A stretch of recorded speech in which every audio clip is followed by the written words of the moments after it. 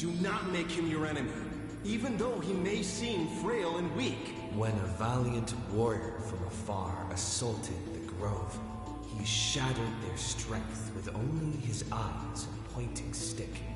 He sent them running, pride cut to the quick. He may seem cold and unkind, but he sees through human emotions with just a peek. The student was troubled by love's trials and aches. With one sentence, he guided them away from heartbreak, letting destiny's strands weave a path to love and happiness's shape. All is science, and human wisdom knows no bounds. Both martial prowess and emotions are knowledge that can be found.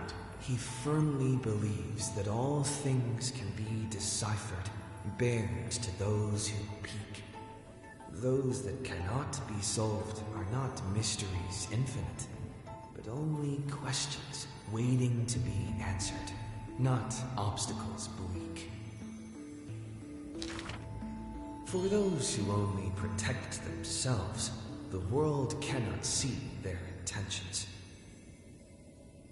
In sorrowful parting hours, the scholar refuses trifling matters. Isolated in a corner of his library, he fiddles with instruments of crafters. Colleagues suspect him of creating new blasphemies, while students believe him to be making new miracles of mastery. The curious ones gaze through the window, behold, seeing a small wooden bird on the table, wobbling in comfort, swaying in the scholar's hand, an endearing cohort. I ask him, seeking his motive for this effort, but the scholar, usually so quick to retort, refuses to answer, seemingly coming up short. Creatures that through his hands pass all change their functions, invoking wonder peerless. He once removed his hat, as others witnessed, then walked on the hat over water with success. They also saw him light a flare, fearless, instead creating chilling cold air, not so harmless. That bird was once a toy, and now his messenger. Or perhaps still a toy. That is the magic trick of his success, and one of his teachings that he will profess. Nothing in this world is ever born fixed. The far-seeing must be far in thought. His teachings are like prophetic delight, yet he opposes prophecies with all his might. It's a time he refrains from looking back on, traveling all lands and chasing prophecies, trying to prove the priest's words were not unchangeable foresight. Countless times he exhausted his crafty sleights, wanting to rescue the doomed and resurrect whites, wanting to shame the prophesized heroes of magic and might, wanting to sway promised villains to a course more upright. Perhaps fate could not guess his goals, but it could trample over his plans overnight. At the end, all his challenges flicker out, but he persists still in endless plight. His ambitions are too lofty, and so failure follows him never too softly. Through moments of defeat felt increasingly common, the scholar learned one thing he has never forgotten. Respond to defeat with a smile haughty. Not from optimism, nor from a defeat of the heart, I think this misfortune's severity. The laughter oozes with self-mockery, but is also full of a different emotion. If this road is easy to walk, then future generations will not praise my name in piety, says his ambition.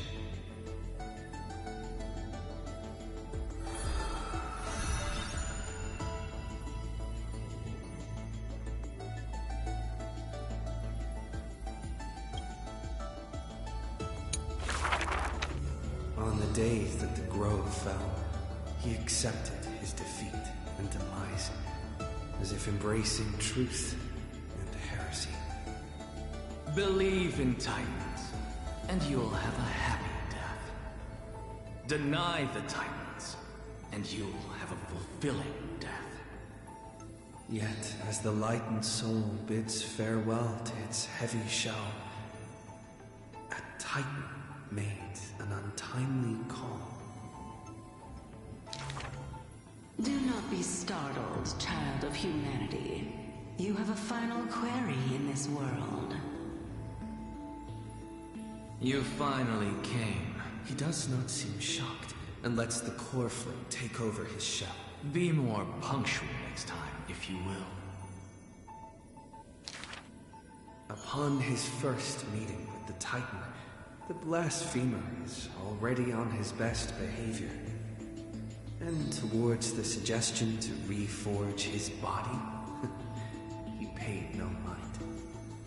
I have so kindly offered you the best body. So why do you insist upon your mortal imperfection? The scholar replies in candor. Only by retaining the various flaws can my humanity be preserved in rigor. His form remains in the mortal realm, while his spirit walks the river of soul's shores. Between life and death, he fatigues. Dwelling in the child of humankind's thoughts and senses, the Titan cannot bear to remain a mere spectator.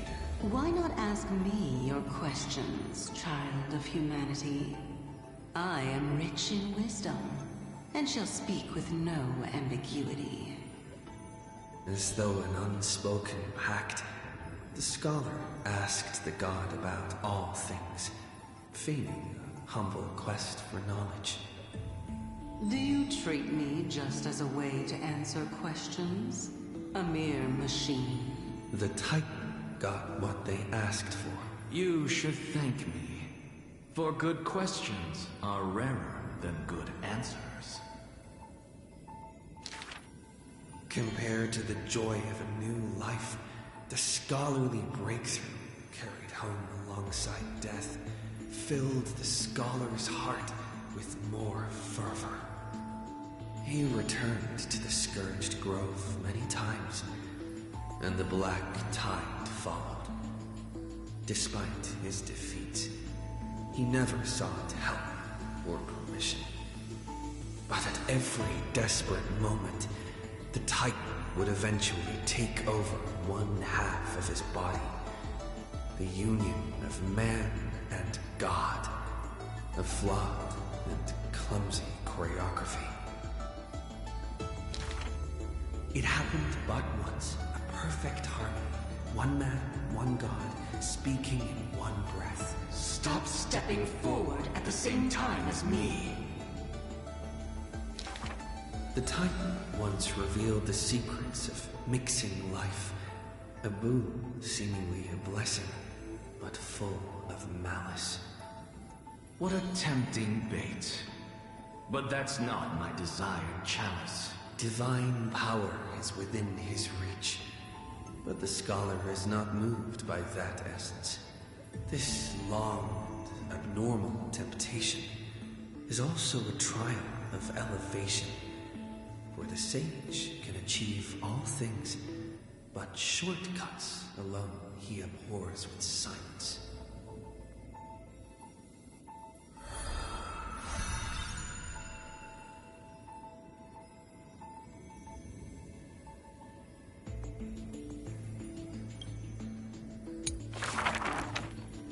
Teacher, in this tumultuous world, have you thought about your will?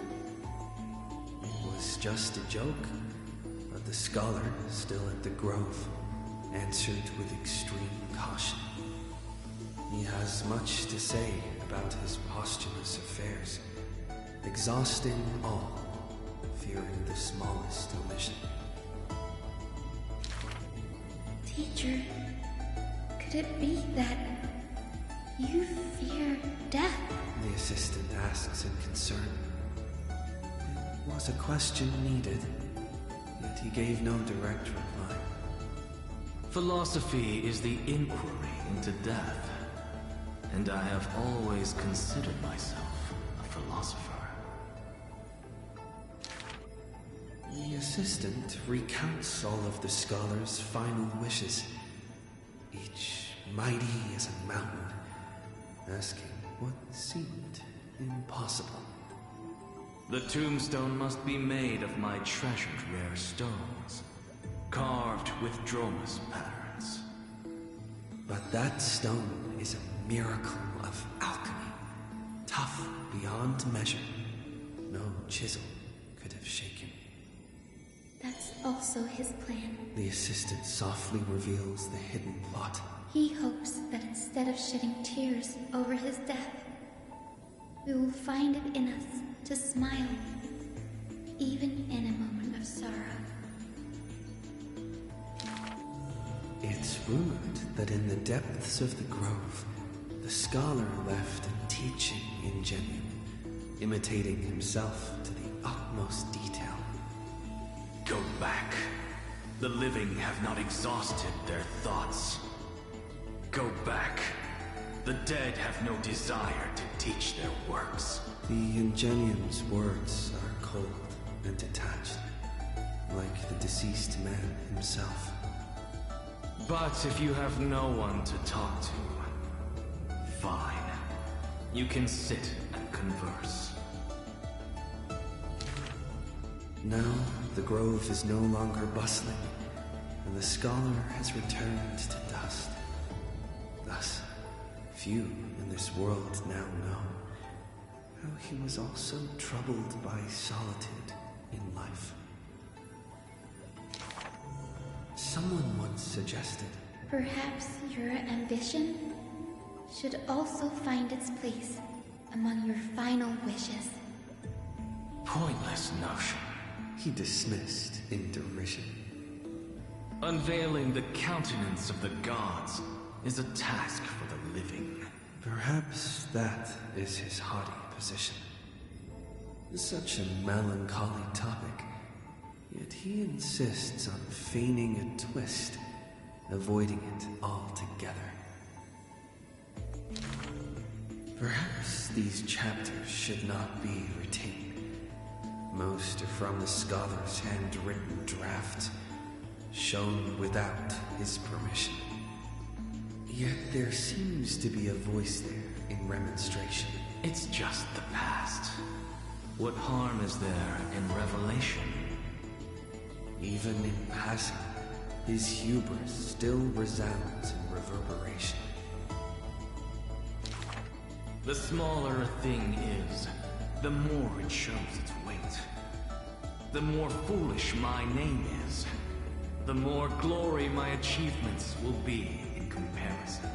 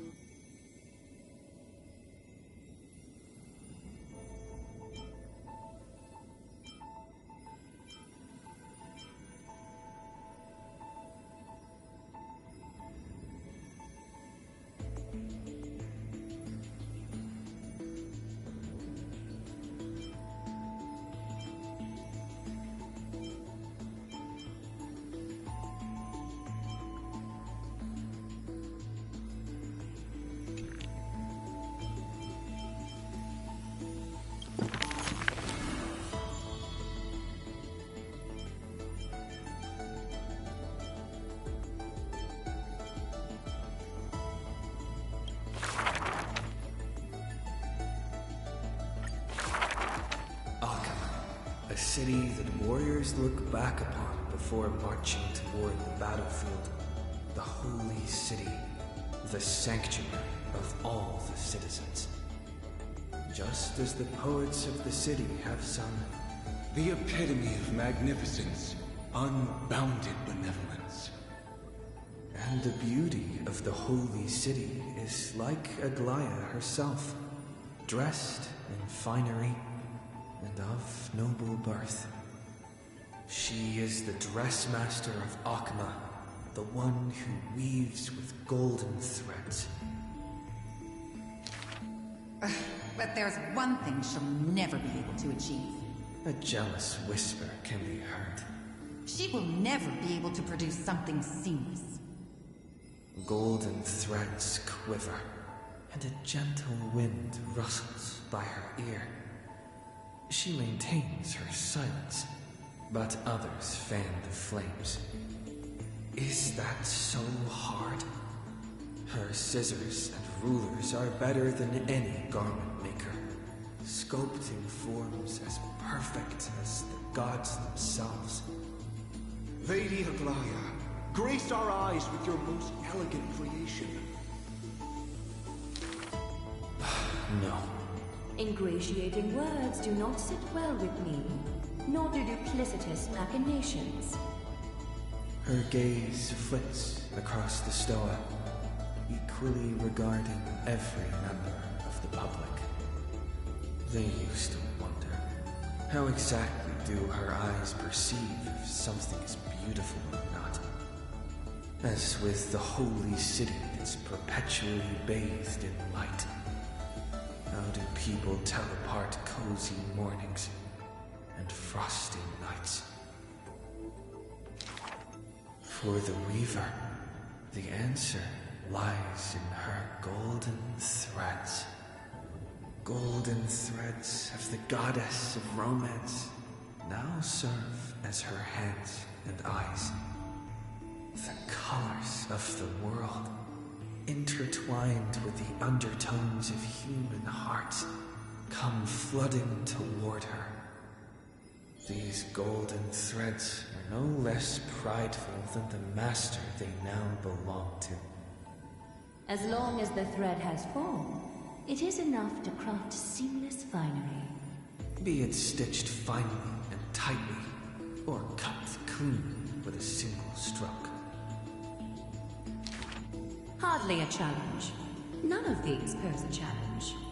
The same word rolls off her tongue twice, the latter as soft as a sigh. The one who weaves gold gazes past me, fixed on something much farther. The network of threads that entwine all between heaven and earth. The only challenge that she relentlessly dedicates herself to is weaving the fate of Akana into a flawless, seamless outcome.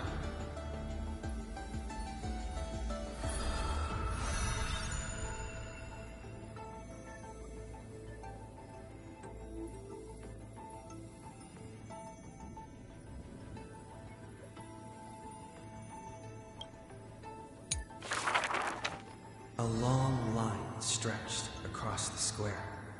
Merchants, shopkeepers, and even high society elite, all lined up together without distinction.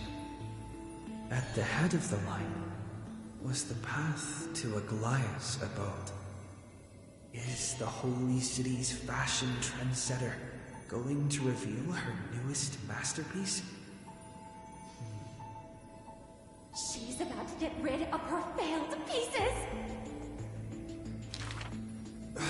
Now I see why the holy city is free of worries.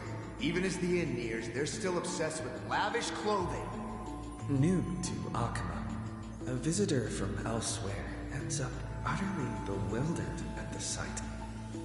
It is said that a family of priests who worship Nestia go way back with the Weaver.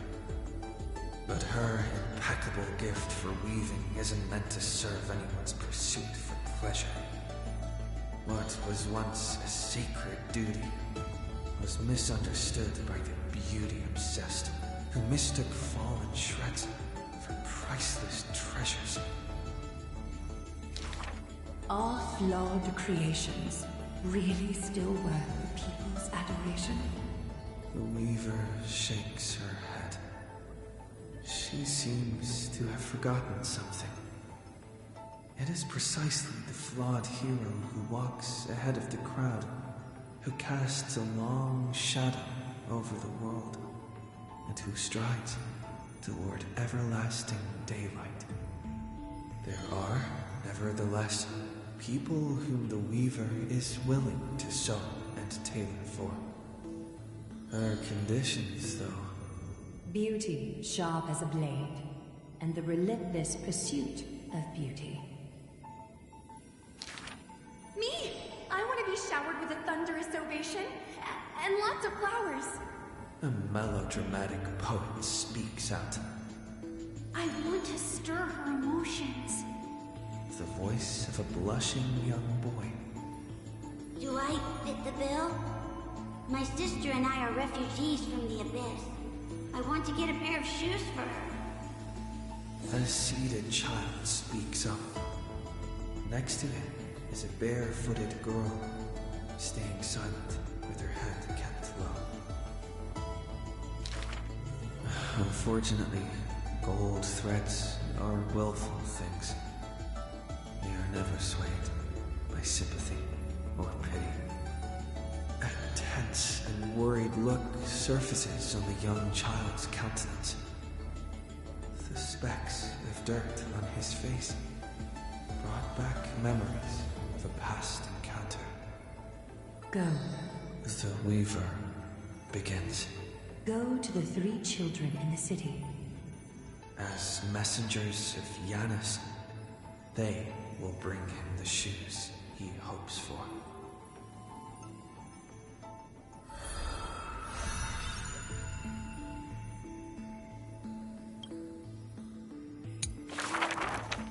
A solo lyre sound flows along the streets.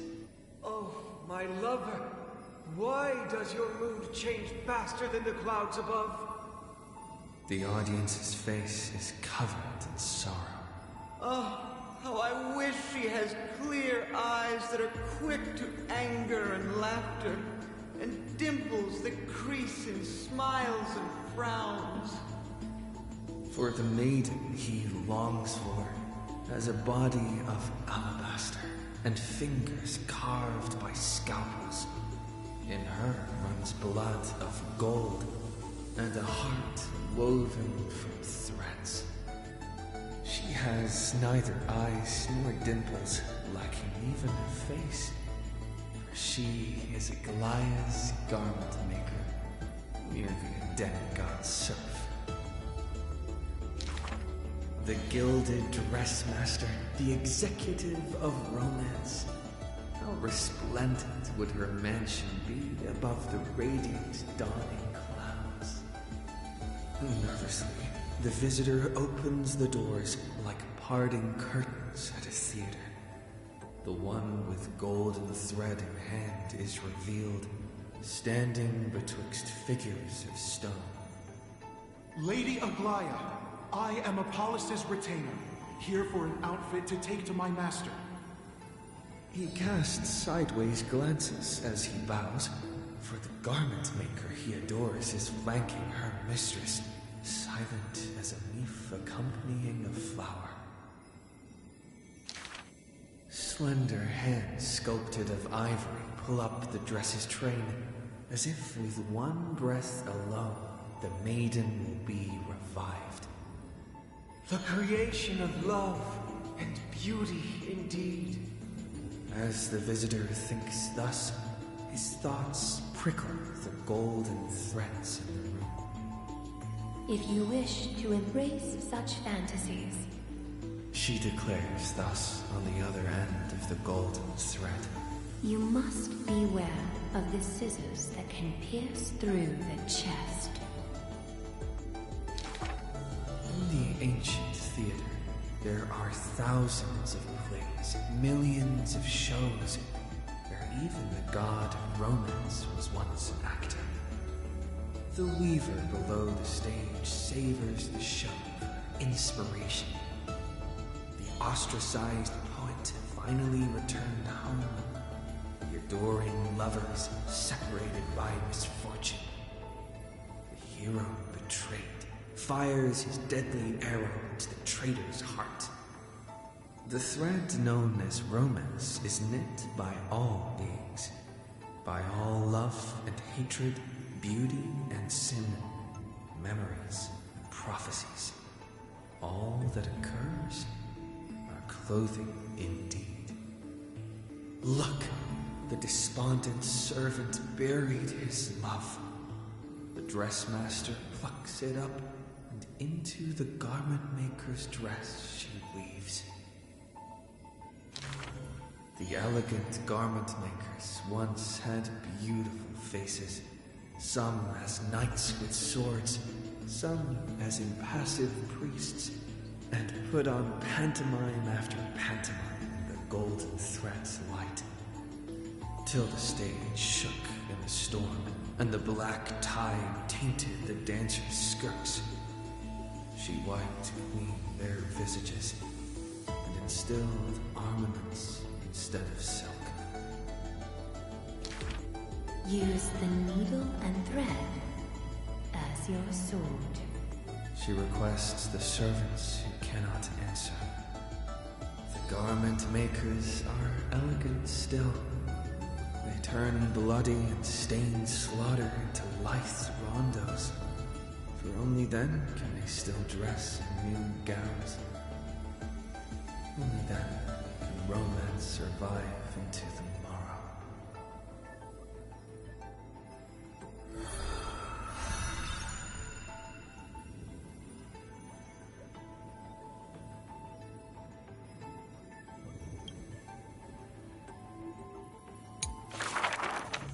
In the past, when strife swallowed the earth, and schemes disrupted the hearts of friends, the maiden who was yet a weaver was wrapped in a cocoon most grand, untouched by the storms sweeping through the land. She spent her youth in a palace of romance, surrounded by treasures, with even maids beautiful beyond belief, often bathing in the praise and admiration of wealthy nobles. Till warfare set the threads aflame, and the devoutly praying priest was slaughtered before the altar. The family adored by all perished before their courtyards, and the blood of her maidservants dyed her golden mantle red. The golden threads covering her eyes snapped, and the concealed truth finally appeared firsthand. Before a strong wind, a weak nobility cannot stand. In the long, endless war, the Gold Weaver family was shattered by the sword, and the legacy of romance became a tragedy.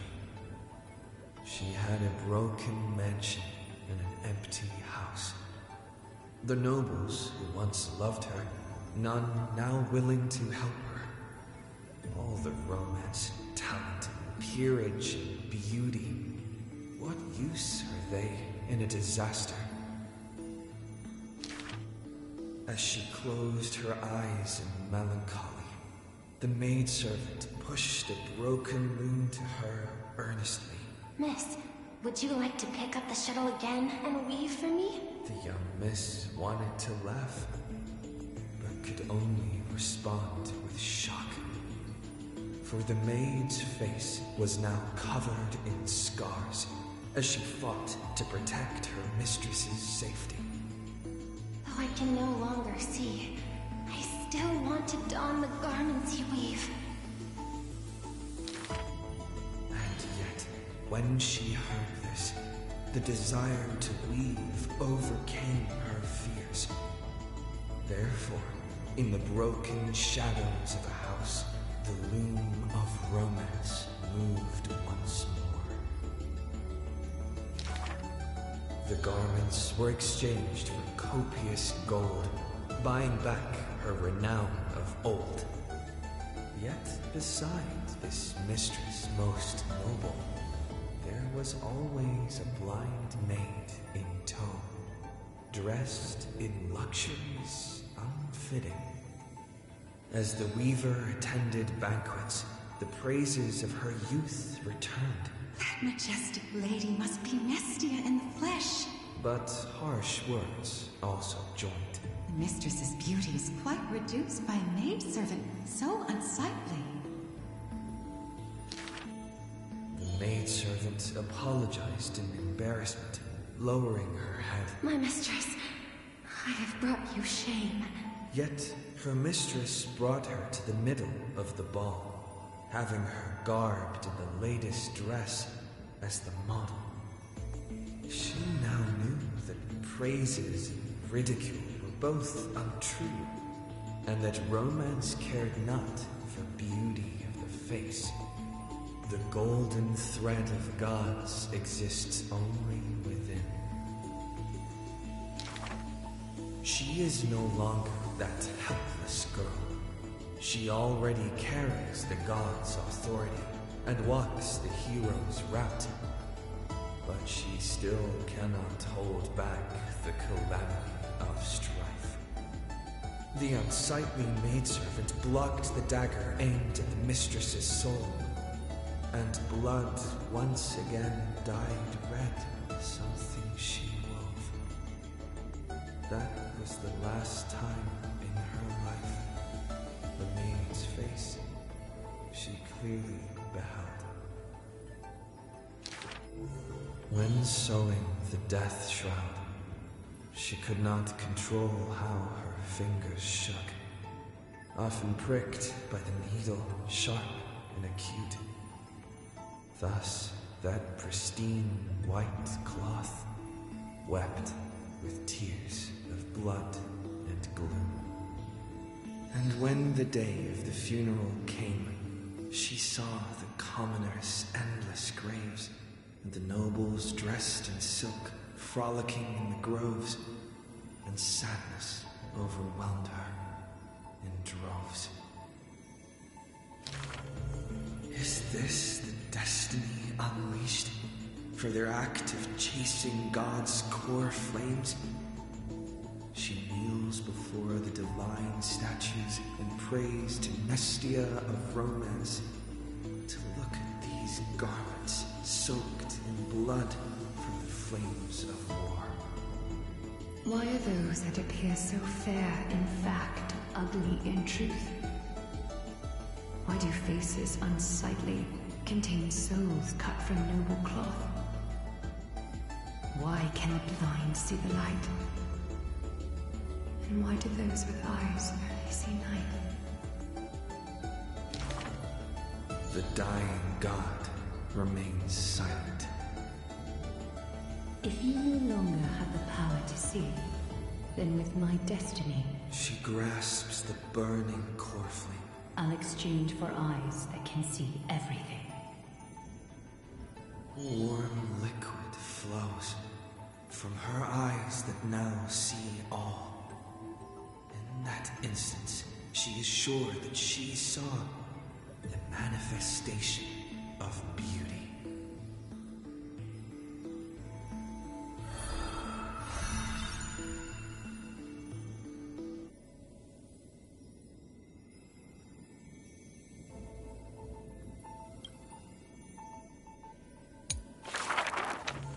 She can see the most delicate colors, the most distant contours. She can see the most secret desires, and through the most perfect liars. But being able to see everything is the same as seeing nothing.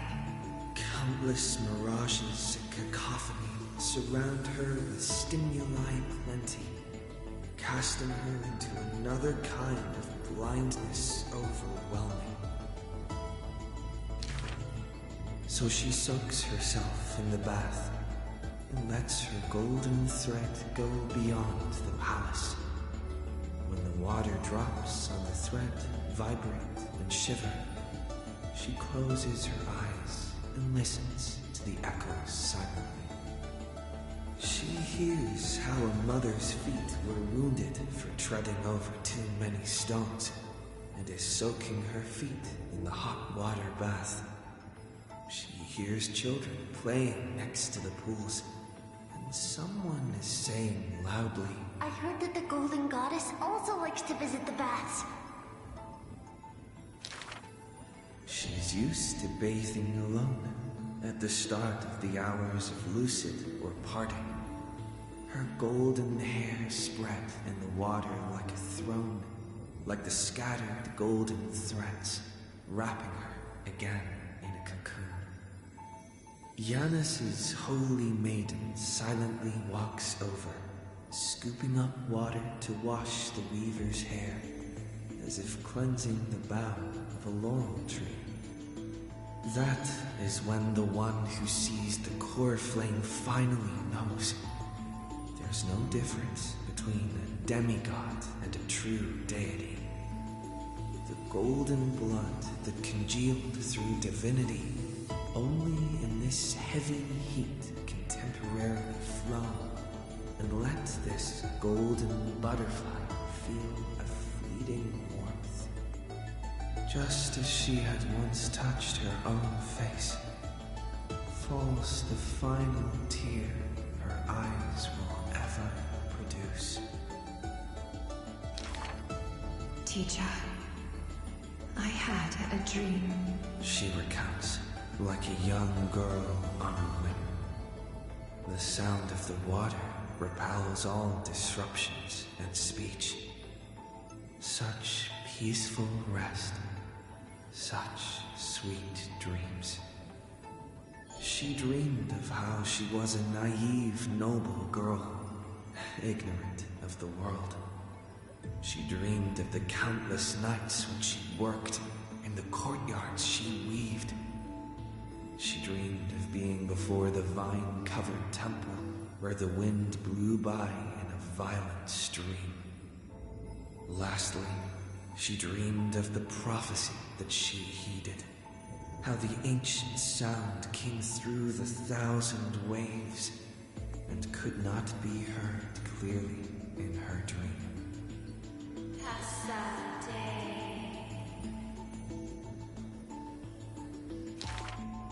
The dawn device is always glittering, and birds are always chittering. The children of Akima like these kinds of songs. Why not trust in the promise of an era Chrysia unending? Like how children believe in fairy tales passed down unceasing. But will the dawn device truly shine forever? Will the voices of songbirds not one day turn hoarse? In the golden bath in times gone by, she pierced her eyes, for she saw the all too dazzling future of everyone. That future was nothing compared to false promises.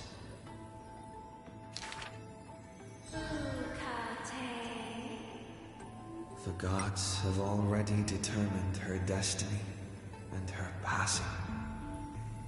She knew. She has long known. The red-haired child appears worried. You are aware of everyone's fate, yet never speak of your own future. The child who passes along the prophecy understands that to lay such a heavy weight on one person is comparable to the dawn the world bearing titan's shoulders. There's only one future for silken threads. That is, to weave magnificent clothes for others. She takes the children's hands, inviting them into the pools, and pretending to use warm water to wash away their concerns. Yes, before the toll of the bell that announces the hour, before the meeting to judge the flame chase begins, do not waste the rare good dreams, or the languid waves warm as tears. She mutters as destiny slumbers in her arms. The one that wears this elegant attire in the future must bear the weight of the silk threads.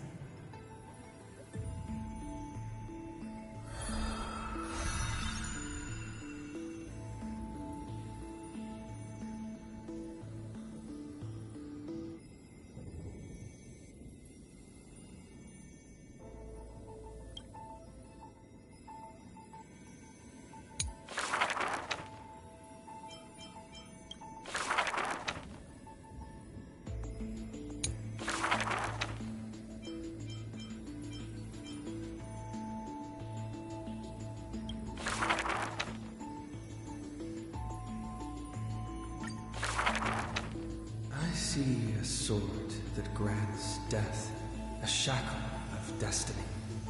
Next, the silver-haired girl, worshipped at the demise's hell. The sword stained with unknown blood, lying shattered and snapped. The shackle chained pale wrists, dotted in thickening rust. The priest asks with a shaking voice, upon whose fingertips will the butterfly perch? The girl never answers, like death itself, wreathed in silent solemnity. People often say that dying is to meet the palm of the hand of shadow, and dreaming is to be brushed by its fingertips. In the mirages, when the girl petted death, she sees black waterfalls foaming and bellowing, pouring down from a chasm in the sky, where a solitary tower withstands the mighty torrents. When she wakes, she can still feel the water's freezing touch, and the cacophonies billow, like the wail of the dead, the howl of beasts, in confusion, delirium, and clamorous hollow. The girl's embrace is not meant for the living. Thousands have entered the eternal sleep in her arms, granting to the dead solace and dignity. She mentions a ferocious warrior feared in battle. She did not go with a smile, but to me she cursed. Oh, life's end, how ugly you are, how despicable. And from that day on, she adorned herself. Her dress, white as a radiant moon, became always dotted with flowering petals. For if death cannot be avoided, so says the girl, I wish it could contain beauty more plentiful. Among the thousand ceremonies in life and death, the ones she knows with most intimacy are funerals.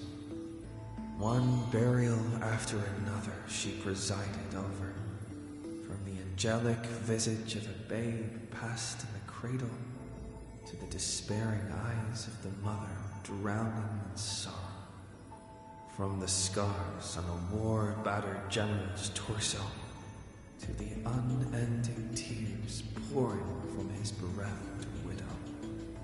Yet she remembers not a single living human she had seen. Even in the mirror, she thinks her own face strange, with an alien glow. In the countless words buried in forgetfulness, the only thing she manages to glean is a mockery to fate, a sarcastic whistle. Stay. she cast aside the shackles and stepped beyond Idonia, a deja vu most violent seizes her whole.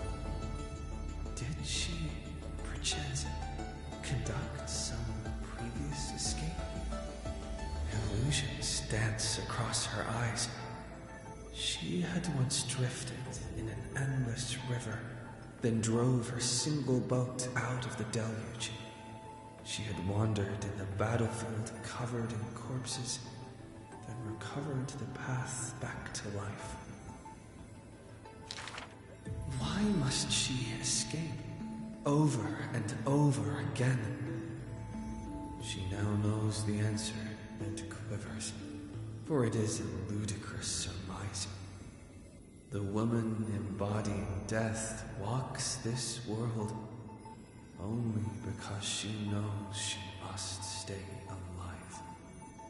But alas, at that time she knows not that death is not the end. It is only a butterfly landing on a withered branch, utterly meaningless, profoundly trite.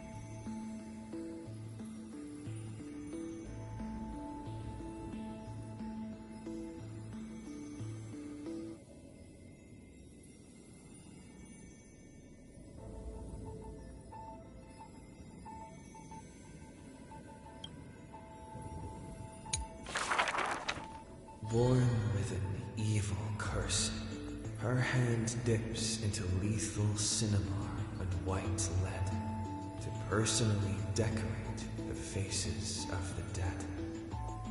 Her skills are said to bestow beauty on anyone, even transforming their appearance completely. Many skills were born out of her seclusion, but it painted her dwelling in a gloomy vision.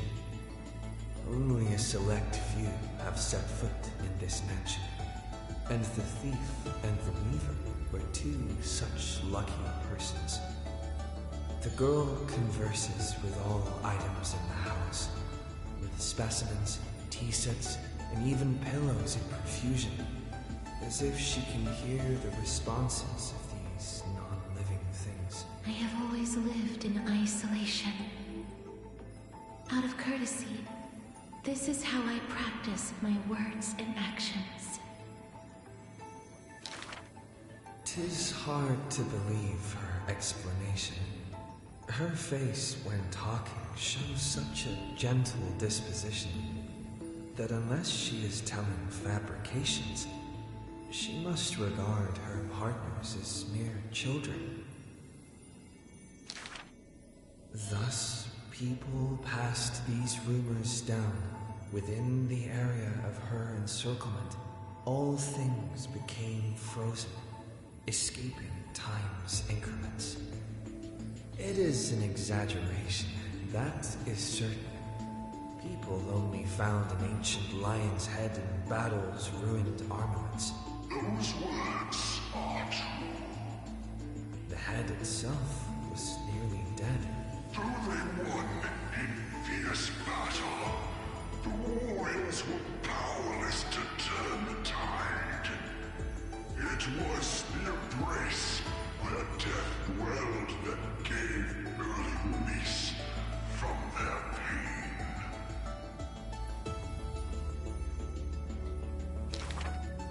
This is how death escapes time.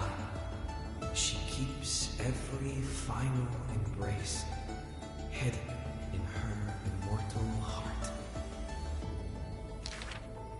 Out of her numerous works, butterflies and flowers often stand out stark. Ignite them, and you can almost hear the maker's remark. Even in death's silence, her sound can still be heard. It is a gift greatly treasured by the maiden. Few have the honor to be graced with such work. Only one has the heart to burn such a gift, and the reason she gives is rather far-fetched. I must peer into all fates unknown. The power of time is boundless, but there is one thing that it cannot conquer. Death is abominable in humans' eyes. Apart from my identity, there's nothing about me worthy of praise. The beloved Goldweaver hears this in distress, then tries to teach her the art of weaving and threads. It has been said that the maiden has works that the holy city possesses, but this is the judgment the Goldweaver expresses. Ah, well, none can know all things, nor be skilled in all crafts. Her works are too early for the living to comprehend.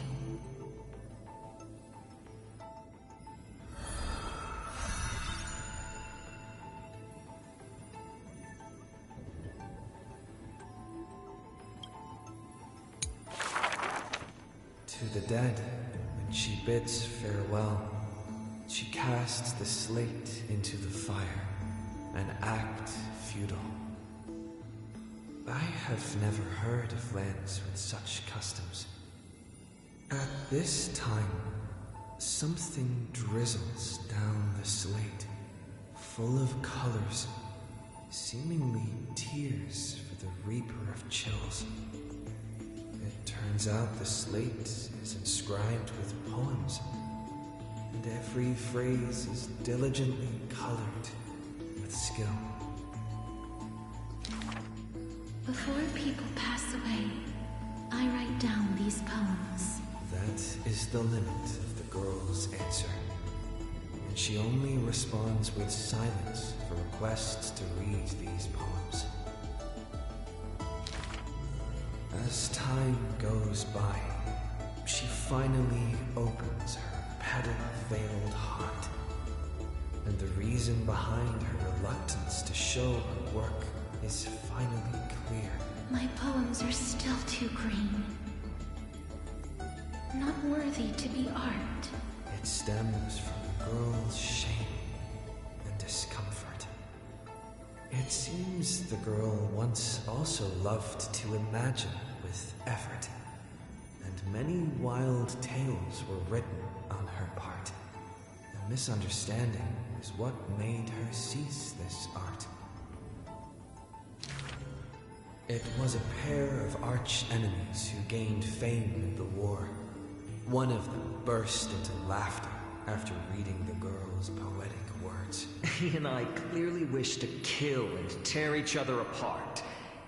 But in your eyes, you think we are close, unable to part. She did not write poetry as a pastime. It is said that she left great works under hundreds of names.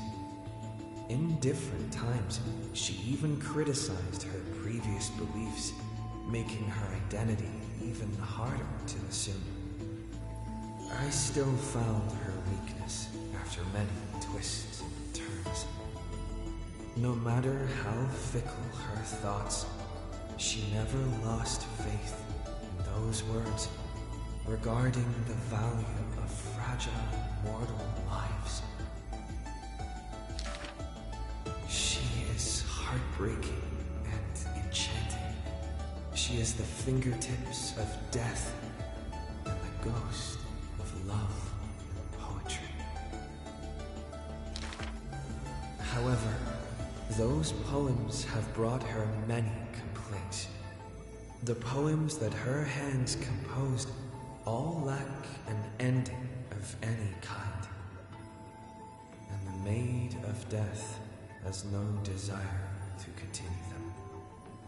This is truly difficult to write. The girl excuses herself. My duty is to lead the living to the end. I cannot think of a fitting end for a poem to the dead. Such is the epitome of lies. One who's grown used to death remains inexperienced with farewells.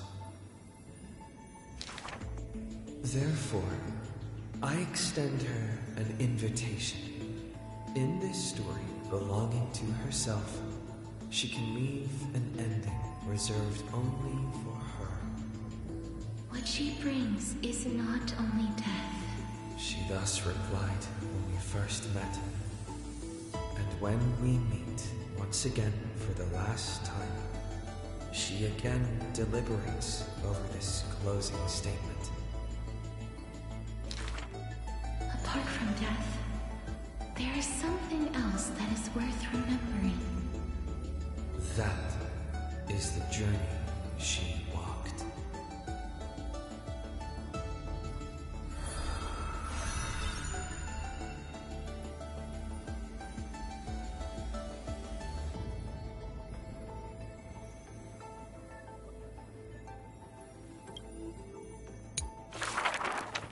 The two girls frolicked in the wheat fields, fleet as doe deer, making ripples in the shallow puddles and pools clear.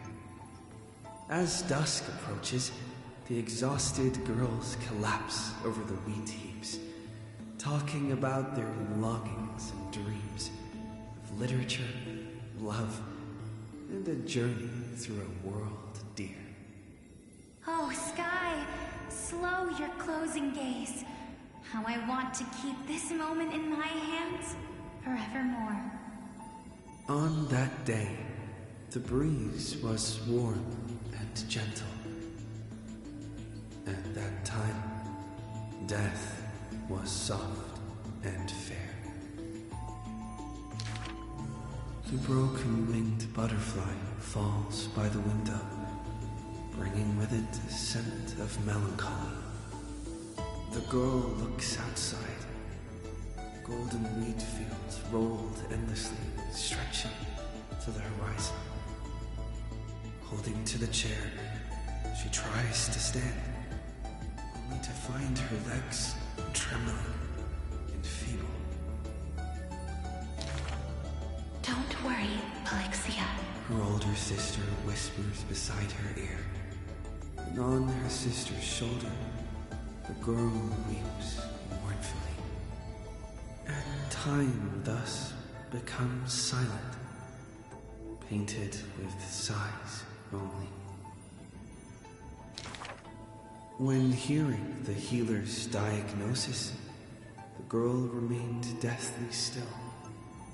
Her eyes were already drained of tears, and her heart a wilted grave. Every time she has something on her mind, she would tilt her head and look outside.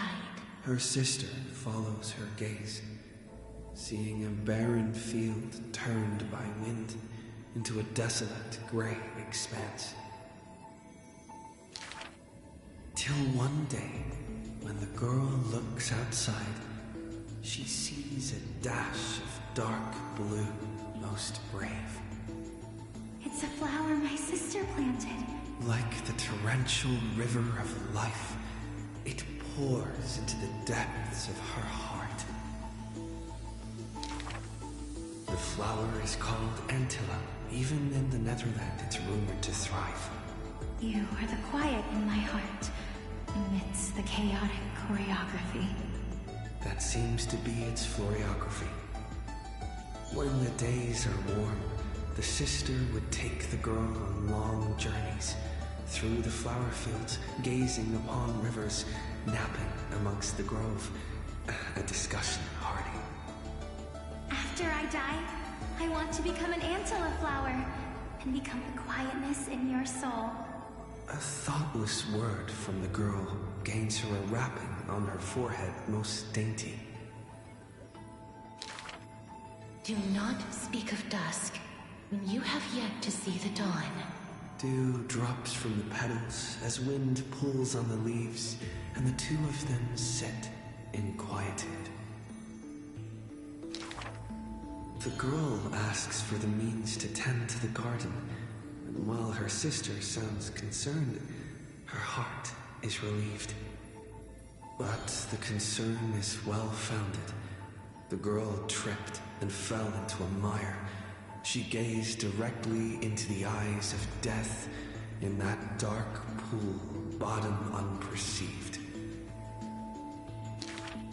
I've been the weight upon my sister's wings. Let this be where it all comes to rest. The girl gives up her struggles, only to see a figure pierce through the water's surface. I won't allow you to walk through the dusk alone, or enter the night of no reprieve. Her sister sobs without end, and the girl has to gently hug her and softly relieve. And then, this distant memory turns bleary, difficult to retrieve.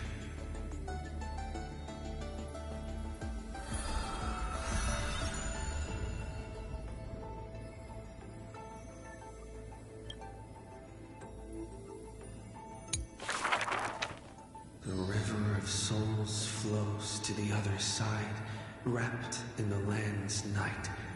Broad, slow, an eternal and silent sight. It belongs to all in this world that has life, all of which flows downstream, converging as one. The master of the nether realm, Thanatos, enshrouds himself and the souls within the moon cocoon.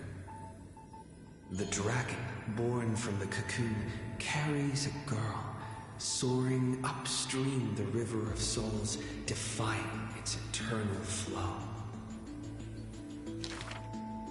Their connection flows tighter than blood, and the key that opens the netherworld's gates is the sister's selfish plight. Back then, the boreal winds cut through to the bone. Back then, death was a bitter and stabbing fright. In the netherrealm, without an earth or sky, a flower named Antilla blooms, its beauty witnessed by but one soul. You are the quiet in my heart, amidst the chaotic choreography. The younger sister scores through the blooming Antilla fields, never finding that promised dark blue sprig. She silently made up her mind. Death, leave all your dark nights to me, and save the dawns for her. The younger sister gazes at the moon cocoon high above and plans a trip to the mortal realm, a distant flurry. A bard once sung to musical notes. Do not turn back.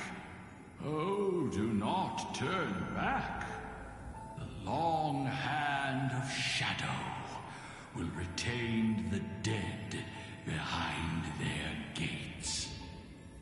The giant dragon born from the moon cocoon willingly offered itself as the enduring barge of the river of souls. No need to turn back. Oh, no need to turn back. That price had long been paid for you by someone else. The dragon lowers its long neck and places the girl on its back. In slumber, she will unknowingly greet the dawn of her rebirth. The dragon flaps its wings in the chilly gloom of the floating dead upstream. from purity into grime, going from silence to roaring boom. The souls of countless poets flounder past, their distant rhymes endless like foams. Do not turn back, for to look toward the land of mortals is in itself turning back. In this pale dawn, the sun's first rays light the night ablaze. So the dragon crosses the sea of souls onto the shores of life, and strands itself in the gleam. We know not where these stories arise. They are scattered across the shallows with the waves. The confession the girl made before her departure still echoes in the tide's heaves. If there is anything for me to leave behind, may it find a soul to remember. This is the ode of my life, and I've already penned my last stroke.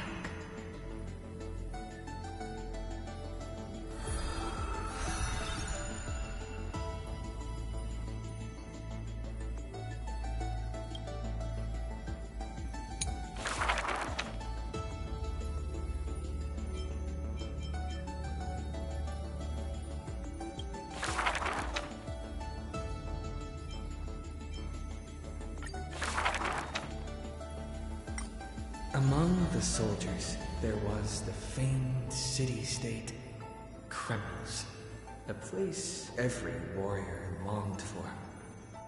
To be crowned champion of the Kremnos festival was an honor that only the cream of the crop could attain. There's no glory to be found in an accolade, only obtainable through slaughter. A man blocks my way. His name is Maidanos, Crown Prince of Kremnos.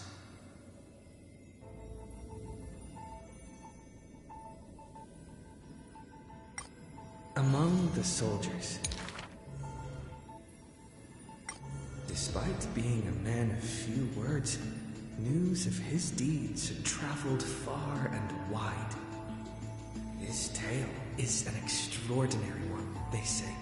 Cast off a cliff by his father at birth, he plunged into the sea of souls and drifted for 9 years. Huh. He managed to survive all of that? Even the god of death turned him away. An immortal body, a gift bestowed upon the man. As with every other Chrysos heir in Amphorius, a blessing, yet also his curse.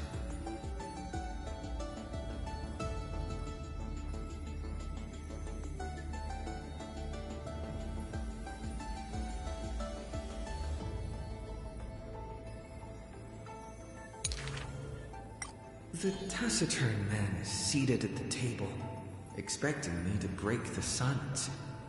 Before us is a cup filled to the brim with a crimson liquid. People considered it a Kremnoan tradition to sustain their bodies with fresh blood. In popular legends, every body on the battlefield was taken. Arrogant amateur historian. He sees straight through my pretense, his gaze as keen and piercing as a lion's. This is pomegranate juice. The man scoffs.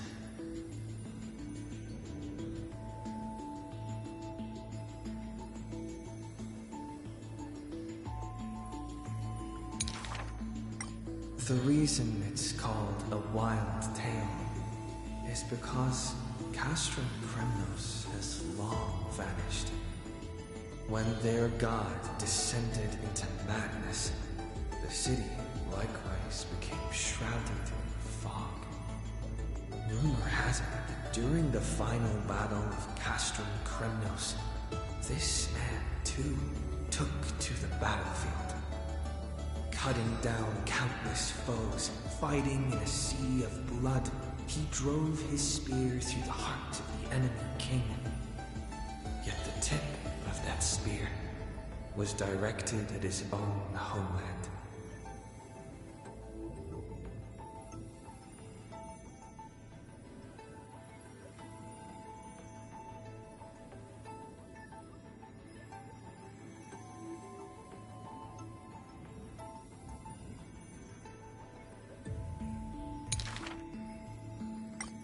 Chatter breaks out among the people, and the man rises to leave. The truth of such rumors, he speaks only through his distant silhouette.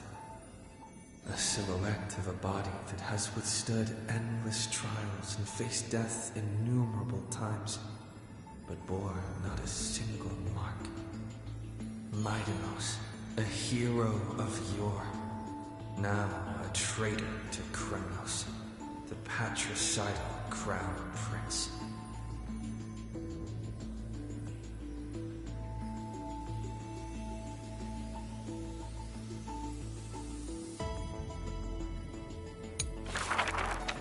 Since which day did he become known as mighty?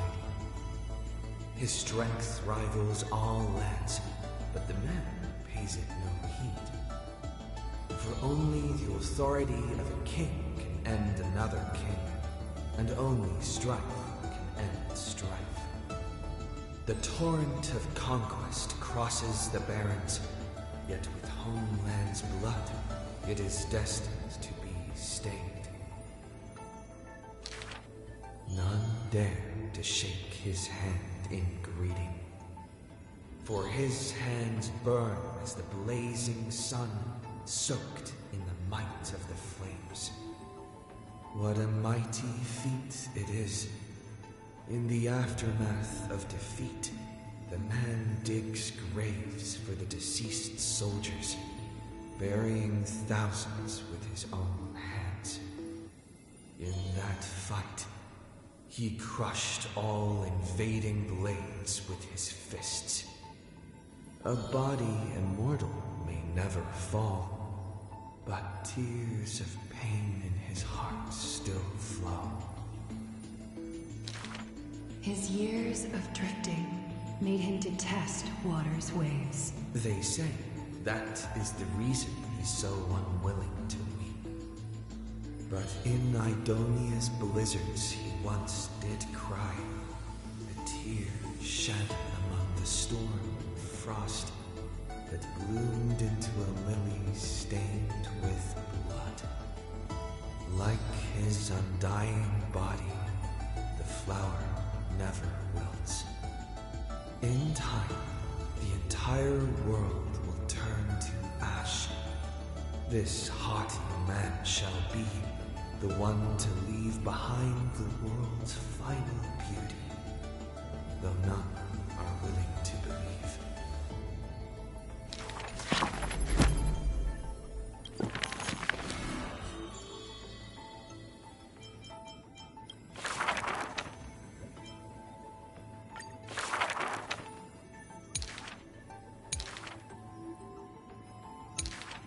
Unlike his kin, those patterns are carved with his blood.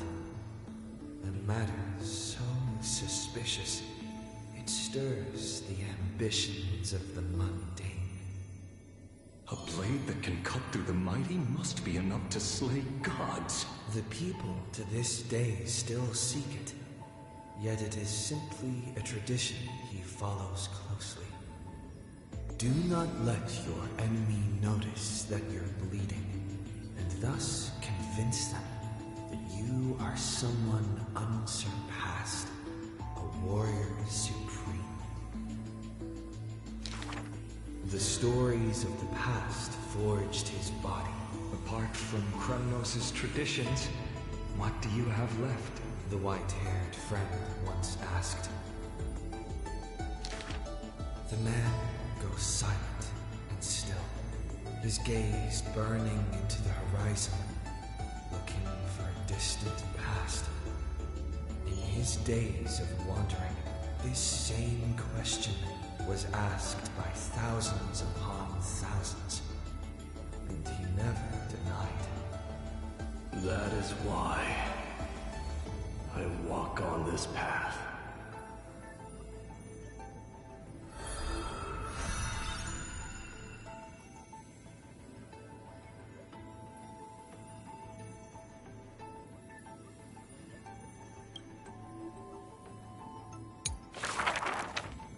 None may approach that battlefield. The lone army of Kremnos, an obstacle on the flame-chase journey. He ordered his troops to stand aside. That was the first meeting between hero and prince. The two men fought for 10 nights unceasingly, till the combat drew to its end. Neither scored a single victory, nor conceded a single defeat. None know why this man's fate is always overshadowed by a lone number decreed. Just like how none can ascertain how the flame-chasing heroes convinced this man. It was not mutual appreciation. For in his memories, 7 sentences were all his mother to him ever spake. Yet somehow, that leader who weaves the golden threads recounted one of the 7 with ease. There is no right or wrong in the man's heart. The lion has its own historian. And the history of the hunt should not be held by the hunter alone. And thus, he speaks little. Others once guessed he regards the holy city as his home, for he seeks a land to belong. As the king to his people, it is the first gift to them he brings. But as per the rule with gifts, once given away, the gifter will never repossess this thing. The journey is long, yet none ever dare to anger the man. Not because of his unrestrained manners, but because every meal the heroes partook in were all cooked with his peerless skill. One sight serves falsehoods in the woods. He has relied on scent since young to distinguish guests and obtain gains. Yet there are always exceptions. The man's archenemy often puzzled why their food was always borderline nauseating. He still recalls the day he entered the holy city. One who worships strife is bound to have wounds rife. Even insects consume each other, and he's no less than the Mad King's kin. It matters little, for the man always considered himself an enemy to the world. He paves the road so that one day his peers would match his anger within. Yet, until the prophecy turned true, none in the holy city he ever did ruin.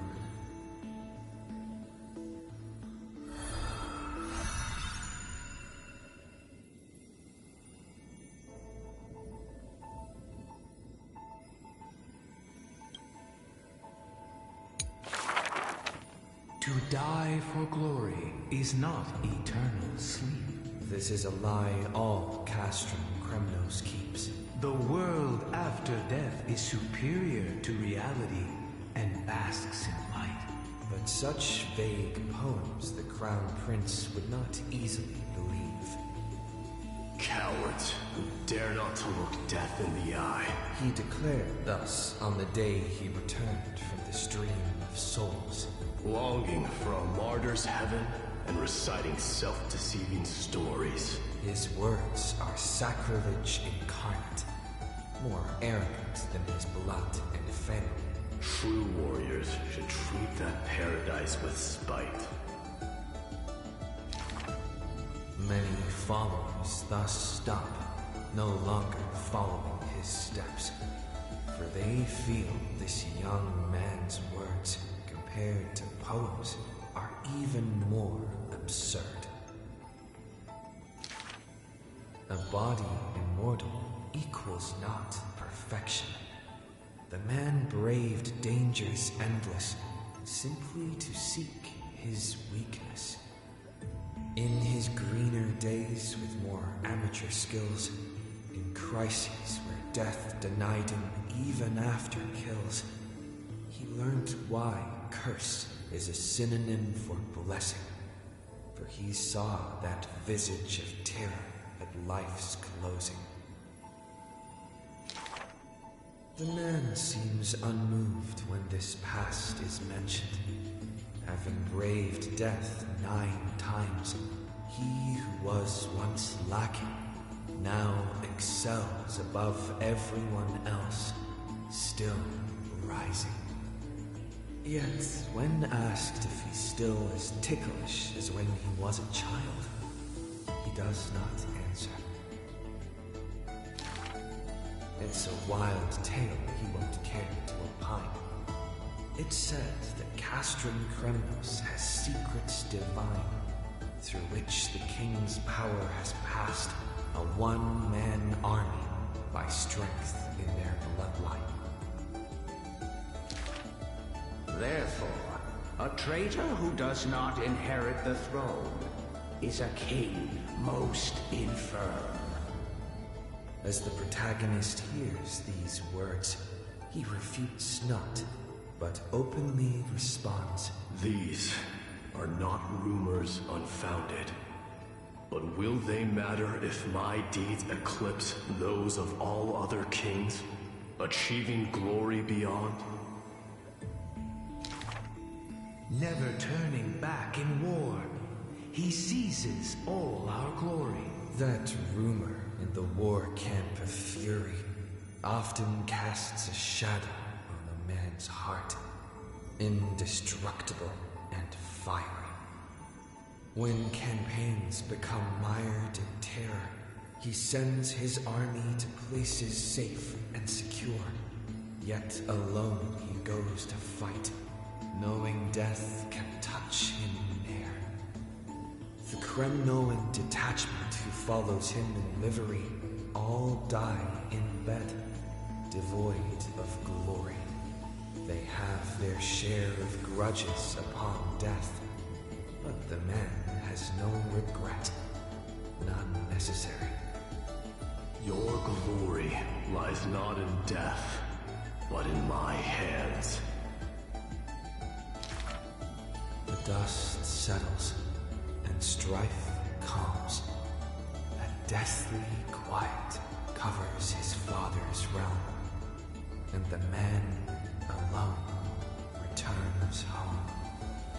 A question seems to sound from shadows of the past around. Did you already walk that flame-chasing road, O King? Atop the throne, the man mutters alone. There's nothing else worthy of the hunt, for I am the blazing fire at the journey's end. As it has been foretold, he killed the king to become a king, and killed the god to become a god. His eternal destiny is to be crowned in blood.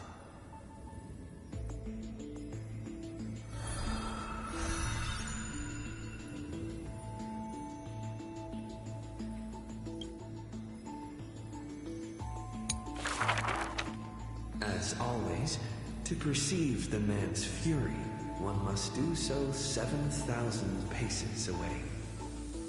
The Kremnos he guards is once again shrouded by mist.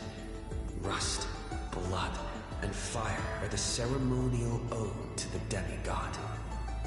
There is no one to witness or to give cheers of glory. The final Kremnos festival goes on without end.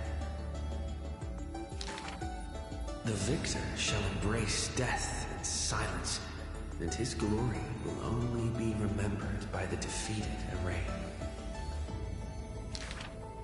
For that man, laws and seals no longer have meaning.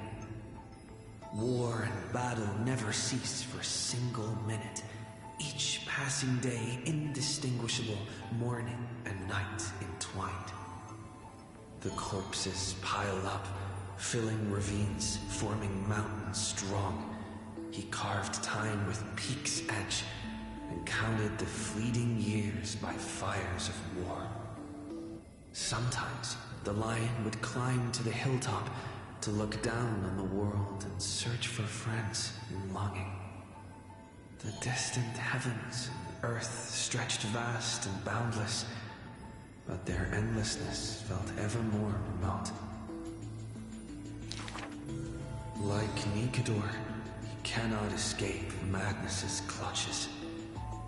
Guarding the city alone and embroiled in war, the murmurs of the black tide constantly sound in his ears. Yet a flame soars up his chest every moment, casting light upon the indomitable path behind him. Memories seal the echoes of the past as the man strides to battle, fists clenched fast. He is the wound this world must bear, the new king before whom old gods despair. As stated in Idonia's poems, humans are born with eyes closed to accustom to this world's light, and their sight fades in old age to reacquaint with night's anthems. But the man did not bow to the decay of time, rejecting the lure of death's call. With each return from the brink of death, his eyes burn with fury, fixed upon his foes, until everything suddenly faded away, like a surging black tide swallowing all into nothingness. The world dissipates in the roiling black tide's requiem. Even the lion will one day die, a departure with no way back. With a sudden fall, his pierced chest hits the ground, and slowly flowing into the underworld is his golden blood, departing his system.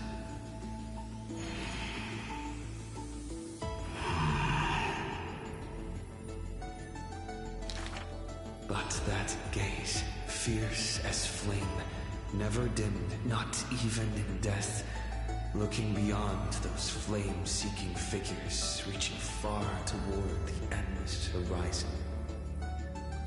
In the morrow sky, the stars will chant. The lone king of Kremnos is called Mighty. His journey was one of ceaseless, eternal warfare, and behind him, he left a world ablaze with glory.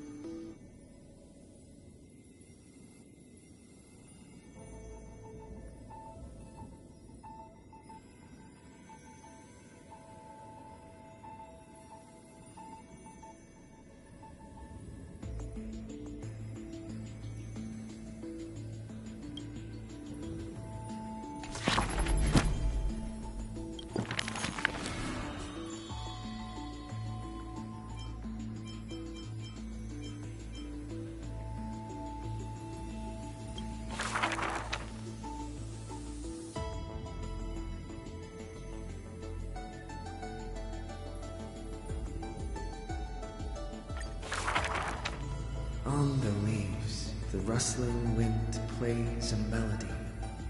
As the girl looks over this courtyard petite and exhales, gently dispersing the palm-held blessings, the entire yard is lit softly, like a dandelion bathed in sunlight. Is this courtyard a tad too small? It's okay, Clementine. As long as it provides warmth plenty. The girl makes the courtyard tidy, and in the Evernight lands outside the holy city, there is now a light curing souls' maladies.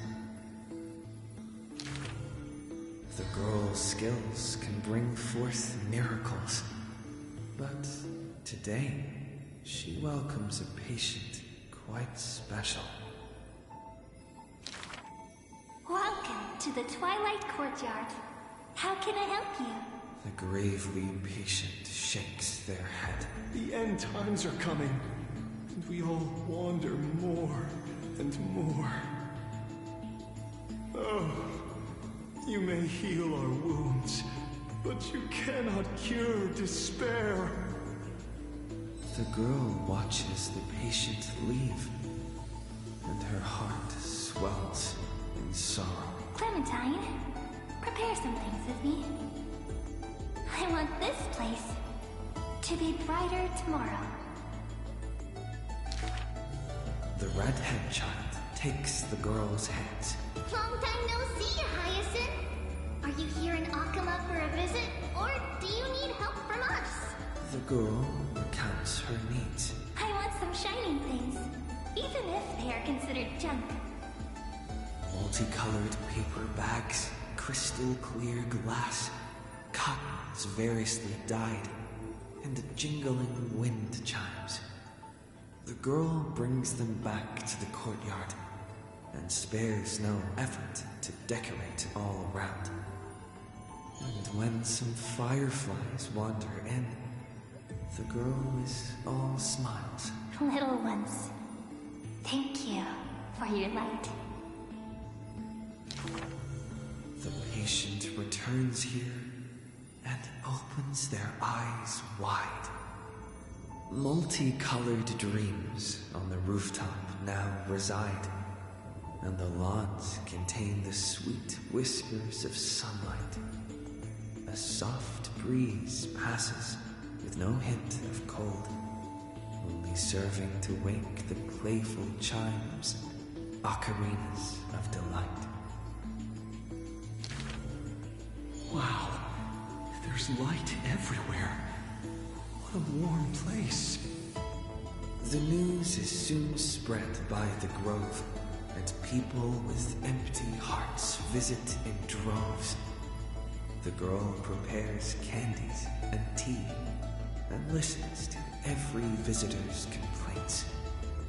People say there was once a star called the sun in the sky, but now that star is no longer there. People say that Aquila took away the world's light, but they still left behind a heart bright to illuminate this happy dream in the night. Like the blizzards in the month of mourning doth calamity fall, burying warmth and dawn's calls.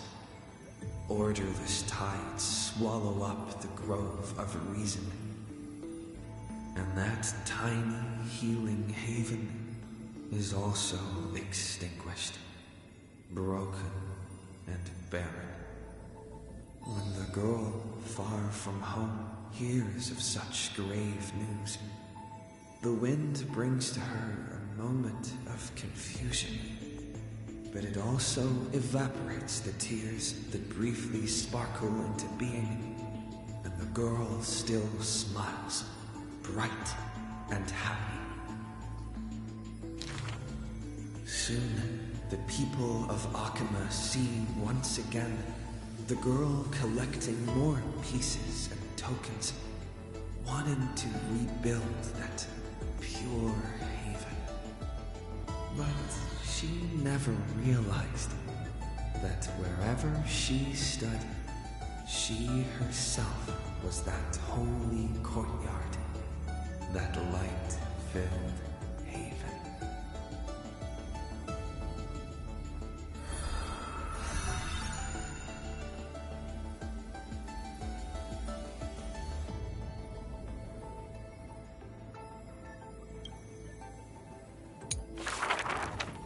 This world may contain thousands of ills, but the number of sufferers is countless, like ocean-going sails. The father and daughter who inherited the sky wander this land's paths, and throughout the cities, they heal the unwell. Heirs of the sky who once reveled in martial might, why do you now soothe the world's blistering blight? The doctor responds with a smile as he cures the injury's agony. Father, why did our ancestors revel in warlike might? Because they only have a sorrowful past of lamenting wails. Then why are we here, soothing the blight? Because we have a future that needs protection still. The priest who parts dusk from dawn collapsed the sky and sealed her wings, and dwells in a place where time itself met, bearing the promise to return to the zenith supreme. This is the Twilight Courtyard's story. And the father tells his daughter the tale of their line, next to the bonfire lit in the wilderness where winds pine. Though he had told this story many times before, the light in the girl's eyes still shines. Maybe I will return to the sky one day. Or maybe that is not to be your fate. The blessings of the sky were passed down through generations of their heirs. The brawn of the titan who molded stars granted a boon fitting and fair. Perhaps the girl with heroic blood in her veins will be accompanied by thunderbolts and the sun's merciless glare. Childishly, she recited the words, "Oh, sky, heed my wishes." And thunder and heat did not descend. She only saw a sliver of gentle, warm flare, wiping away mortal exhaustion and others' tired airs. What a gentle blessing.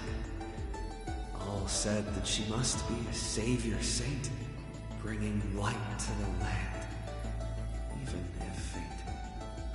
But where the girl's eyes often gazed was the wine-dark sky, gloomy and bleak.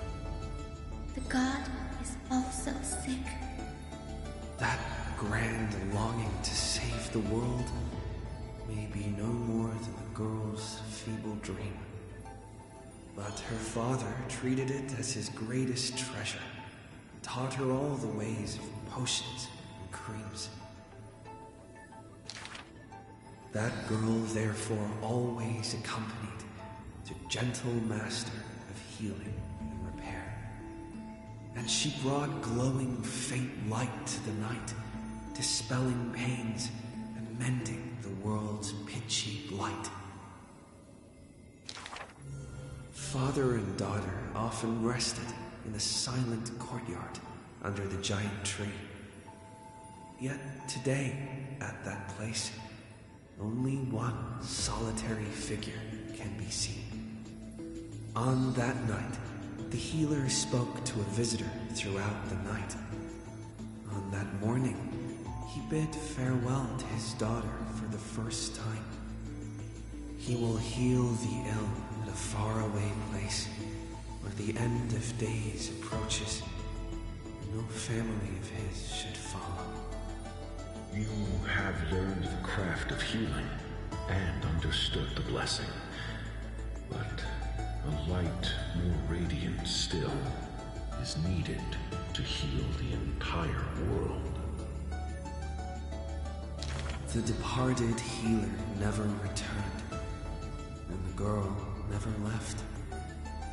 And that rather lonely courtyard stayed silent as it was before.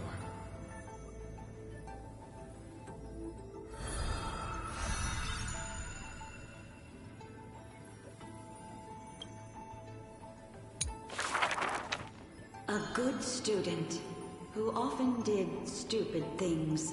Was the assessment from the Lotophagist sage. An excellent healer who fails at all scholarly means. Was the assessment from the Nodist sage. A shining child who also burns away her own life's rays. Was the assessment from the Erythrocaramist sage. A fool who was always wreathed in smiles, while drowning in a weighty and pitiful dream. Was the assessment from the Nusporist sage. The girl had visited all the schools during her time studying in the Grove. She refused to become a scholar, despite her exemplary grades. Instead of increasing this world's knowledge, I prefer to reduce its pain. While the sages faced her words in silence, the Nusporist sage alone decided to hire her as assistant post-haste. An apprentice who spends wisdom is more precious than scholars who hide knowledge away. The faded twilight courtyard, long eroded by time, now shelters a girl, the sole heir of her lineage. Loneliness accompanied her days, till the sage of the Caprists visited her and brought her a chromatic pony with a grin. It may be the Eye of Twilight's creation in times gone by, for it shines with the sky's rainbow hues within. Could it be the warlike winged beast of her father's tales? But the sleepy, dreary-eyed pony before her was soft as freshest plucked cotton. The girl still took this gift, for from the little creature she smelled the scent of clouds distant. If it weren't for her, I would have suffered more accusations. The Nusporism sage says in admission. The scholars coming to deliver arguments and reproach often stopped before the door, not coming to fruition. For the girl before the door soothed their blazing anger, like the soft clouds, gentleness and accumulation. Do you know what sacrileges he has committed? The girl muddles her answers, yet her heart knows in full admission. Like you and me, he too wishes to heal all of this world's afflictions. The girl treated ailments for many years in the Grove, composing her medical treatises into tomes. When scholars seek medical help, she realizes with a startle that kindness too can grow into its own bloom. By that time, the twilight already lost their eyes, and the world drowns in evernight, while the girl and the healer again traverse the world in gloom. Seeing the golden thread in ivy in the night, though it has been long since she recalled her past, she once again thinks of her childhood dream. Should the sun be dimmed by destiny's decree, then the dawn that heals the world I shall replace.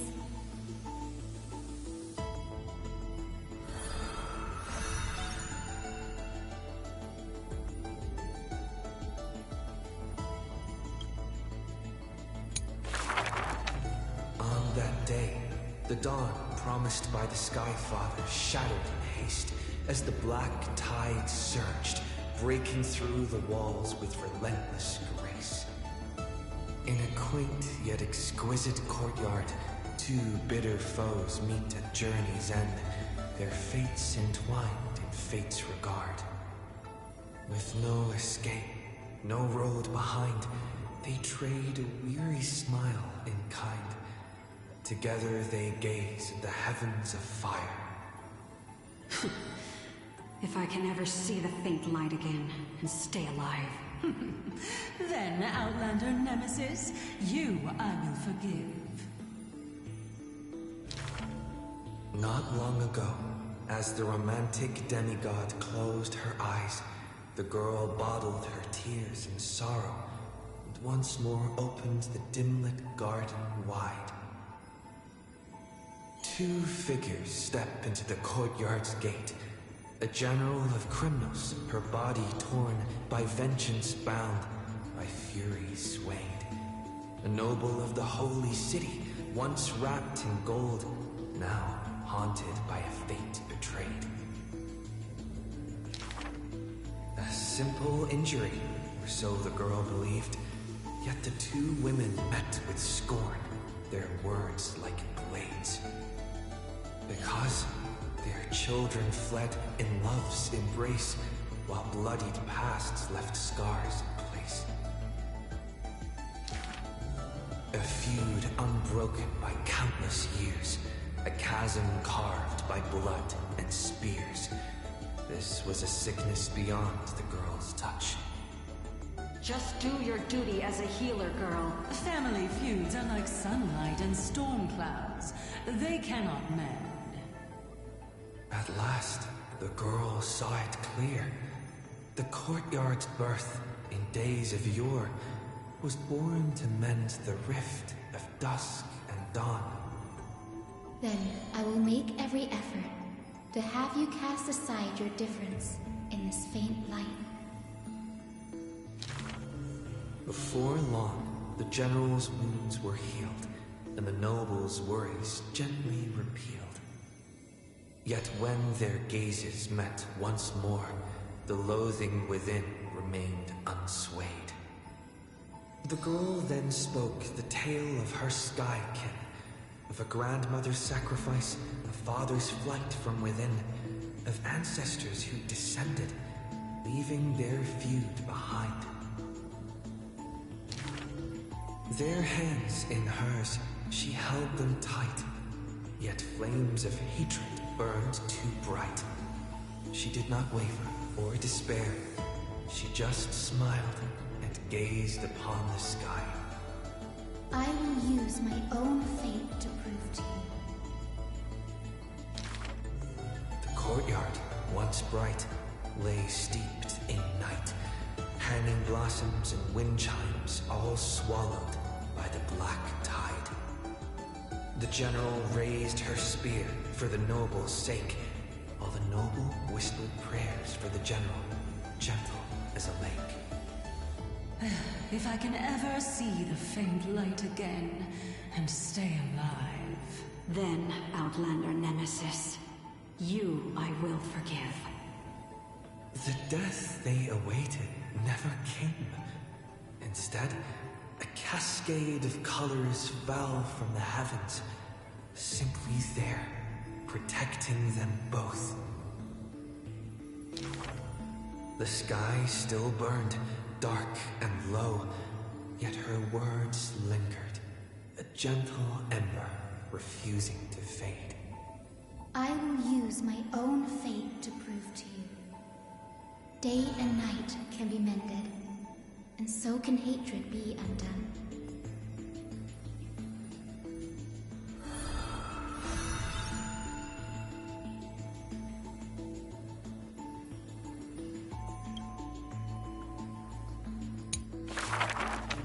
Sky Castrum, its ruins like a blind, weary eye, gazes upon the earth in its dying sight. Alone, the girl remained upon the battlefield.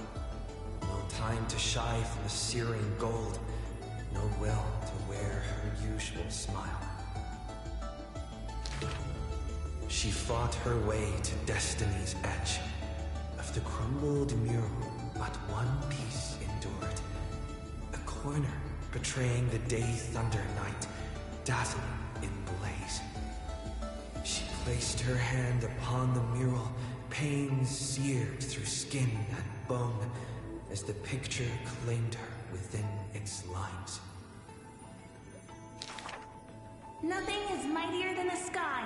It holds countless wonders within its clouds, and each opening and closing of the eyes brings dawn and dusk. In that painted world, the girl Celiosi's eyes glowed, watching her father, steel-clad and unyielding, cross the land beneath the searing sun. But the girl known as Hyacinth recalled her father's fragile light in the dark, the journeys into lands unknown, marked by endless sunlit days, restless winds. The sky is the gentlest of all. It watches over all things with compassion, showering them with soft rain and morning light. And yet, the sky remains so cold. It witnesses believers tear each other apart. And still, it cowardly flees from all responsibility. Within the frame of that image, the one called Celiosi bore fury in her gaze, her golden blood trailing as she turned from home, sharpening arrowheads beneath the wide and barren sky. Hyacinth remembered her grandmother's song. She recalled her prayer to Aquila before her grandmother's journey, and how bitterness followed her to an unknown land. But the sky is so lonely too. Forever distant from the world beneath, it watches every sorrow, unable to intervene. No. The sky must be merciless. It must scorch the wicked, temper the fragile, and pass divine judgment upon all human wickedness. Within the mural, the girl named Celiosi became the divine eye, gazing down without mercy, a titan passing judgment upon her own kind. But in memories deep, Hyacinth heard their call, the golden threads that shielded all, the burning sun, vast and unyielding, carrying the weight of all the world had known. No, the sky must not forsake kindness. Through its boundless embrace, it carries the core flame of hope for humanity. The sky, it's so dark, so cold. In the depths of memory, the girl named Celiosi pulls her knees to her chest and trembles. Then please, come sit in my courtyard. A gentle ray of light seeped through the celestial mural, now fused anew. Once more, the land knows favor and boons. The girl who has now become the sky takes the hand of the girl who once was. I want to tell you the secret of the sky's greatness. Whenever the anguished earth looks to it, it always offers a smile in return.